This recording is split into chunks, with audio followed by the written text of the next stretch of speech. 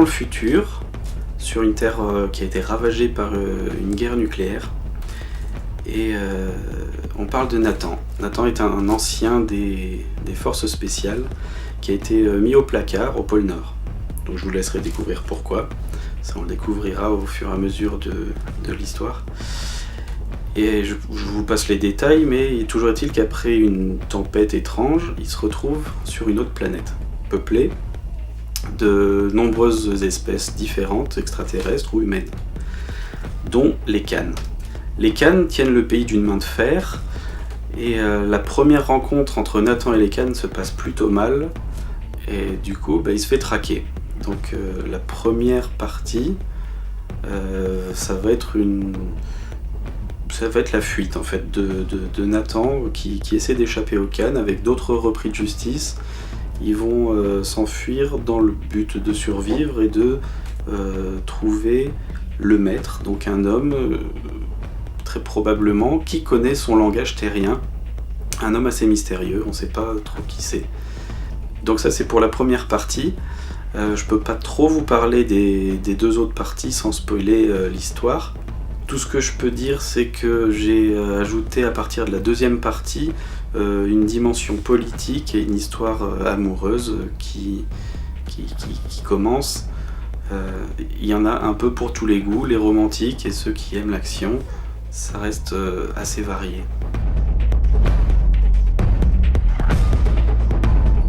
Alors les personnages sont assez variés et plutôt nombreux.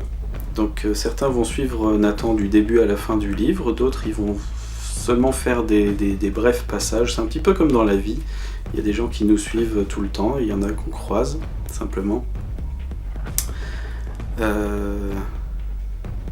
Je peux pas trop vous en dire, mais Nathan va se créer des amis de différentes espèces. Il faut aussi savoir que Nathan n'était pas seul au moment de son arrivée sur la planète. Ils étaient deux et son camarade a disparu. Donc ça va être aussi l'objet du livre. Il va devoir à la fois survivre, mais aussi retrouver son ami qui a disparu.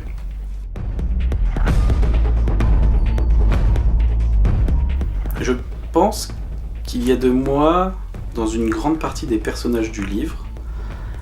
Je ne suis pas Nathan, mais il est une partie de moi, et ainsi que d'autres personnages proches de Nathan, des femmes, des non-humains y compris. J'ai pioché un peu dans mes propres expériences pour créer tous ces personnages.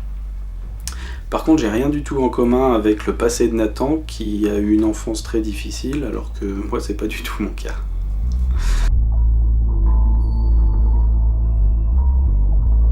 Je dirais qu'il plaira à tous les amateurs de science-fiction. Les ados vont aimer, les jeunes vont aimer. Pour le moment, il n'y a que des adultes qui l'ont lu, dont des quarantenaires, et ils ont apprécié. Donc je veux pas réduire Taïm à une population précise. Je pense vraiment que tout le monde peut y trouver son compte. Ceux qui n'ont jamais lu de science-fiction, ça peut être une bonne occasion aussi de découvrir, parce que c'est pas un livre qui est compliqué à lire. Même si j'ai voulu vraiment garder un français de qualité, c'est pas un livre qui est élitiste. Tout le monde peut le lire.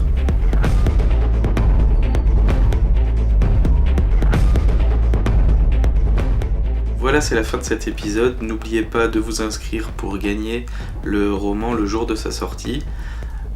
Toutes les explications sont sur Facebook, il y a un post qui va tout vous expliquer. Salut!